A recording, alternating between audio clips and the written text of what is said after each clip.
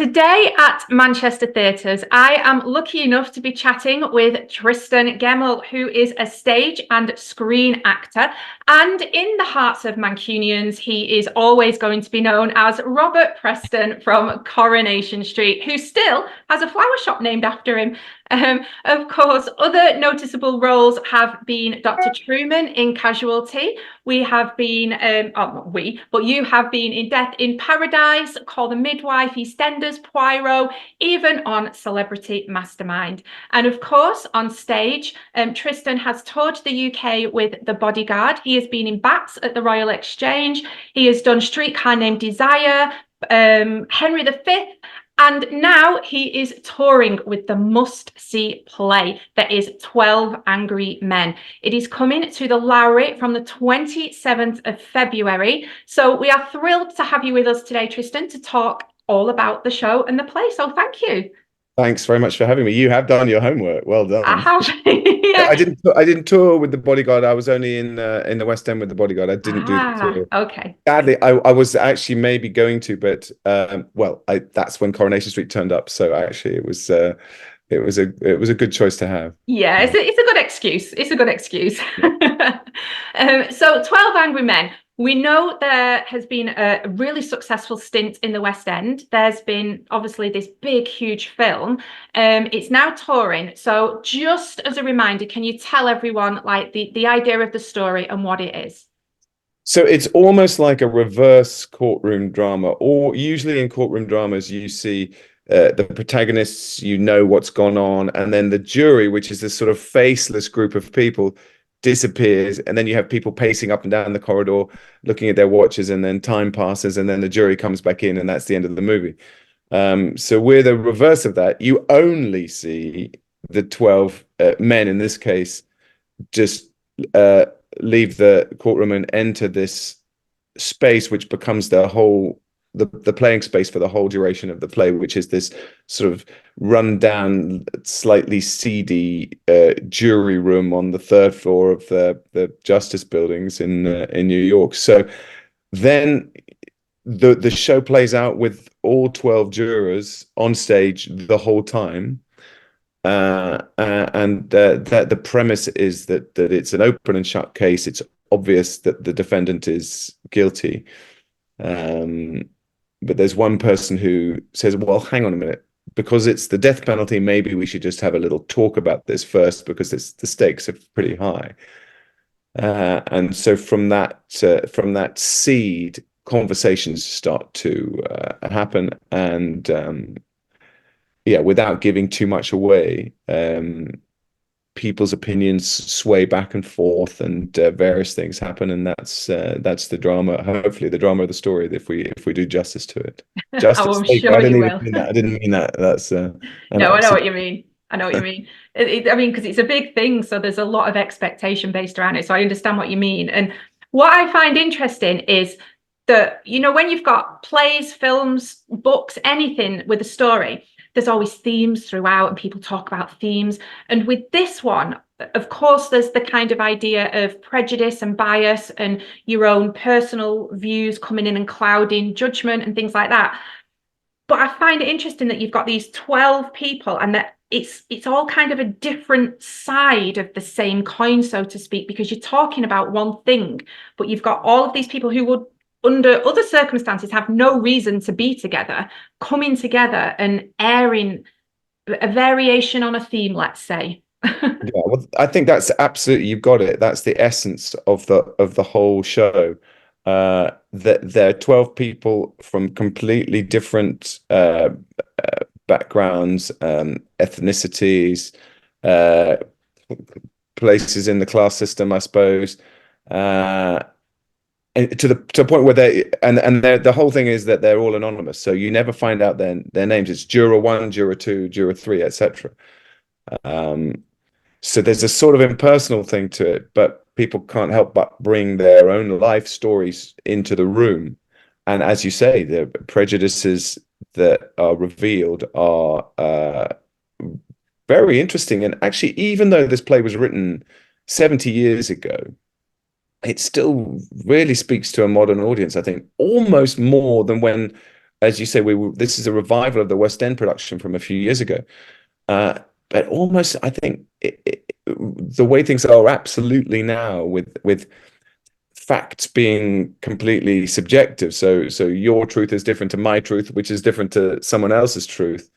And so what is a fact, and how important, how significant is it when it's put through the lens of your own personal experience? And so who can say what is the truth? And so then this whole concept of reasonable doubt comes in, which is what juror number 8, played by Jason Merrells, flags up as the key to the American justice system, and I guess to justice systems all around the world. That if there is any doubt, you can't, well, in this case, put someone to their death. So the stakes are high because it's America in the 50s. So there is a little bit of a retro feel to it. But the fact that the death penalty is what's at stake just elevates everything. All the conversations have an extra meaning because you're talking about someone's life or death. Yeah, definitely. And you mentioned there that with all the jurors, are you juror 3, is it? I'm juror 3, yeah. Yeah. So you're 3. So tell us a little bit about your character. But what I'm also interested in is, because as the audience, you're all anonymous, we don't get to know your names. When you're going through the process of creating your character, do you all give yourself names, or do you still keep that anonymity? I can't say that word. That's a good question. Do you know what? Each of us has a different approach, I think. I haven't, because I think everything is there in the text, and there's enough in the text to suggest a backstory. So the backstory in my head is fairly clear for my character, but I haven't gone down into the molecular nitty-gritty of it. But I know someone like, say, Michael Greco, who plays juror number 7. He's given himself a name. He knows what his business is. He knows his family history. He's gone, because that's the way he works. And his performance is brilliant. So yeah, I think different things work for different actors. Yeah. And your character's quite hot-headed, isn't he? He's a little bit angry, it's fair to say. Yeah, you could almost say he's the angriest of the 12, yes. Yeah. So yeah, sorry. Well, I was going to say he is outwardly the least sort of he seems to have a personal stake in it, because as you find out as the play goes on, you find out that he himself has a son that's not far off the age of the defendant, and there are some very personal things that he has in his relationship with his son, which he's sort of projecting on the accused unfairly. So he has a lot of emotional reactions to moments and revelations, and when the story moves on in terms of new things coming to light, he is, as you say, he tends to have a hot-headed reaction to that. But you find out as the play goes on that there is a sort of, at least this is my aim, that there is a human sort of reason behind all of that, as misguided as it may be. You seem pretty chilled now. So when you're on stage and you're acting this hot-headed character, is it, because I always question, is it exhausting, or is it kind of cathartic because you kind of go and let it all out on stage, and then you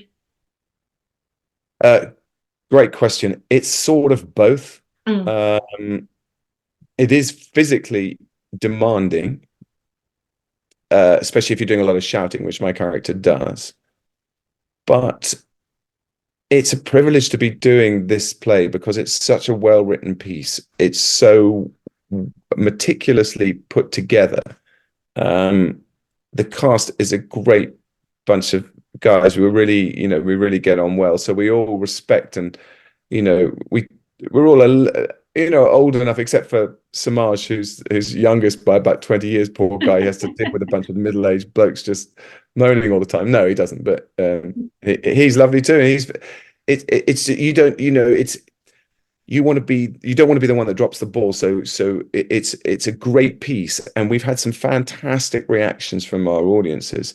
So we know that if we follow the breadcrumbs of the story, And if we get our jobs right, we know that all the other 11 guys are going to do. I know the other 11 guys are going to get their jobs right. So it's up to me to get my bit right. And then we know that the whole thing, once it's put together, it's almost, I think it's one of those things, I hope, and this is what we're trying to achieve, that the end product is greater than the sum of its parts. Do you know what I mean? Yeah. If we all do our job right, then the feeling the audience get at the end is almost elevated. That's what we're aiming for. Maybe we don't succeed every night, but I'm sure you do. So when you're doing a piece that you know is as good as that, then you don't mind being tired. You don't mind putting in the extra effort, because how many times in your life do you get the chance to play a great part like that? So I think we pretty much all feels along similar lines. So yeah. And It's a rambling answer to your question. No, but yeah, no, it explains it. It does explain it, and it's kind of led me to ask something else actually. So because, as you've said, it's a very well-known piece. It's very held in the hearts of people. It means a lot to people, and there's this huge iconic film that was nominated for just about everything going. Does that kind of help or hindrance you, because you've got these other people doing this part, but then of course as an actor your job is that you're going to come in and you've got to look at this character from your viewpoint, but then are people going, but that was like that on that? Do you get what I mean? Does it become a help or a hindrance, really, that you've already got this big iconic film? I think it's good because it's been around for such a long time, the film. I think maybe some of our younger audiences aren't as familiar with the film as some of the older members of the audience are. But even then, even if you are familiar with the film, I think, yes, we're never gonna, I mean, Henry Fonda and Lee J. Cobb and Martin Balsam, there's some brilliant actors in that. It is a great ensemble piece, but we do our version of it. And I go back to the text. If we get the text right, and also on film, it's a slightly different animal, because the claustrophobia of the room is really something that Sidney Lumet, the director, works on. So you have these intense close-ups, and then the camera just above 12 guys around a table, and then it goes back into an intense close-up again. And we're on a huge stage in the case of Manchester, we're at the Lowry, which is massive. So it's difficult to convey that sense of claustrophobia. But there are other atmospheric conditions. It's the hottest day of the year, so we're all sort of dripping in sweat. So there are other ways of conveying that. And so we aren't the movie. We don't pretend to be the movie. But because the text is so, I keep going back to it, because it's so well structured. We know that if we get it right, then hopefully the audience will have a good night. And I guess one of the other things that helps, or potentially helps, I would think anyway, is that none of you leave this. You're all on stage all of the time, aren't you? That's right. There is a washroom off to the side, which a couple of people disappear off to, and then there's a middle bathroom where there's sinks and stuff. We wash our hands, so where you can just go into a couple of times during the play. People have like private conversations in there, which is all good. That all helps the sort of texture of the piece. But no, for the most part, all of us are on stage all the time for the whole 2 hours. Yeah. What I love about that as well is, so I teach drama, and I've like my younger ones. When they're starting out, they all always think it's about how many lines have I got, how many words I've got to say, and they think that that's what it is. And I'm constantly trying to say, no, acting, it's about what you're doing when you're not speaking. It's non-verbal communication. So if you're on stage all of the time, you've really got to, like you've been talking about, know what you're doing, convey your character in a non-verbal. You can't just be sat waiting for your line, so to speak. So from that side of an acting viewpoint, that must be something really different as well, and brilliant to kind of put out there. Yeah, it's a real test of your actor's discipline, because you do have to, most of us, because no one person is talking the whole time, most of us spent more time listening in the play than they do speaking. So you've got to work out what your character will be doing in those listening phases. And some of the listening is quite active listening, because someone's saying something that you disagree with and you're like, oh, but you don't have any lines to say. but it's a real test of what you can convey in your body language, although you can't be going off No. gesticulating too much left, right, and center. But you can convey little moments, and you can build the tension by how you carry your body when someone else is speaking, when someone else you agree with or someone else you disagree with is speaking. And so all of us are doing that all at the same time, then it should be a pretty organic thing, and that's what we're trying to achieve. So you've mentioned we've got, as well as yourself, I mean, this cast is just, I mean, we've talked about an iconic cast with the film, but this tour is an iconic, I mean, you've mentioned there's yourself, Jason Merrells, Michael Greco, Gray O'Brien. Brian, of course, from Corrie. Yeah, another Corrie. You've got Ben Nielsen, Gary Webster. I'm sorry, anyone else who I've forgotten, but Ben Nealon, yeah. Ben Nealon, sorry, yeah, not And Nielsen. Gary Webster, Mark Heenahan, Jay, Paul Beach, Owen Oldroyd, Samaj Hamilton. Yeah, the list. It's a great. Again, we're very lucky, and the Ken Wright organization they know what they're doing, and God rest his soul. It's just such a shame that Bill never got to see the play. He was active in the casting, but very sadly he died before he could come and see it. So that's the other thing in my head as well, because I'm grateful for the opportunity, and it's happened. I think Bill passed when we were just about to start our 5th or 6th day of the actual show, so that we'd really just begun. So there's a part of it for me which is a sort of something, I don't know, without getting too schmaltzy about it, you know what I mean, something sort of grateful, and trying to honor Bill's memory by making the show as good as we possibly can. And the cast that they got together is brilliant, and it's a pleasure to be on stage with those guys. I understand what you mean. That it's a very special time, and it's very, very poignant. So from going from poignant, I'm gonna actually completely flip it and ask a silly question now. So during this show, has it, because the idea of being on a jury, and I know it's America, so it's different and the stakes are different, but the idea of being on a jury for me terrifies me. So has this kind of made you kind of, if you ever got that call in the UK to say, right, you've got jury service, would it make you go, oh my goodness, or would you feel a little bit more, okay, well, I get how this might feel? Or I would be curious to do it.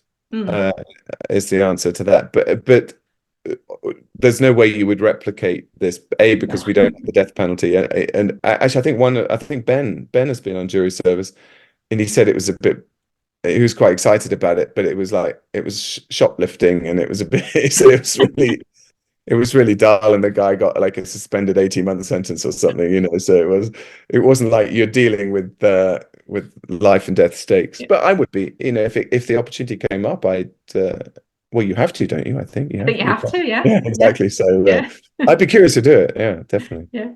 Oh, thank you so much for your time, Tristan. No everyone keeps saying this is a must-see play, and after having spoken with you today, I'm definitely, I have to. I'm going to say it too, but then I would say that, wouldn't I? Yeah, but honestly, it's just so fascinating, and it's like you say, with you all being on stage all the time, and it being the flip side of what you normally get with a courtroom drama, and it just sounds absolutely fantastic. So I'm genuinely thrilled to have had this opportunity to chat with you today. So thank you. Pleasure. You can all come along and watch it. It's at the Lowry in Salford from the 27th of February. I do think that these tickets are going to be flying. It is a huge, very popular story. So grab them now, and we will see you there. Thank you so much for your time, and all the best. Thank you very much.